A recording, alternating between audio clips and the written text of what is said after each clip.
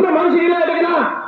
একদিন জোরদার জমিদারি ছিল, সেই দাদা ভাইগুলো আজকে জয়পুর দলে দলে দলে যায় বহু বাচ্চা টোপলা বান্ধিয়া। এগুলা কি ঘটনা কি মিথ্যা খবর হচ্ছেন? এটাকে যতগুলা লোক আছে সবাই শুনে যাচ্ছেন, একটা কথা কি মিথ্যা আছে? যেই জমিদারের বাচ্চাগুলা বাচ্চা ভূতের জমিদার ছিল, তার আজকে বেটার ঘর নাতির ঘর জয়পুর যায় কিসের জন্য? ড্রেন পরিষ্কার করার জন্য, হোটেলের কাজ করার জন্য। তাহলে সরকার এতদিন থেকে কি দেখছে? এটাকে যুব সমাজের কর্মসংস্থান দেখছে?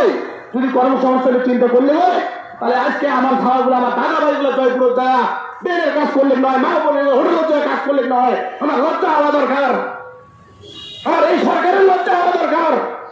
যে সরকার আমার এটাকে মানছি, বামপন্থের সময়, কংগ্রেসের সময়, কোন সরকারের সময় বাদ দেয় নাই, এবং পূর্ববঙ্গ থেকে আইসে মানুষগুলোকে সুন্দরভাবে দেখা দিচ্ছে। কারো করে কোনোদিন অপ্রীতিকর ঘটনা ঘটে নাই।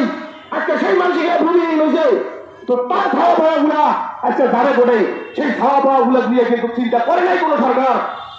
আজকে তার জন্য ভাই রক্তটা গরম হয়, মনের কথাটা বাইরে হয়। কিন্তু সেইটাও যদি তোমার চান, কে হলো তকমা দিয়া আমার এলাকার মানসিক জঙ্গি তকমা দিয়া ফেরত ঢুকে দেয়।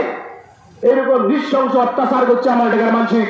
আমার এলাকার মানসিক বুকের যে বেদনা, মনের যে কথা, সেটা কিন্তু সরকার কোনোদিনও বুঝিবার চায় নাই। এই জন্য আমার এলাকার যুব সমাজ কিন্তু আজ নামি ঘুরছে।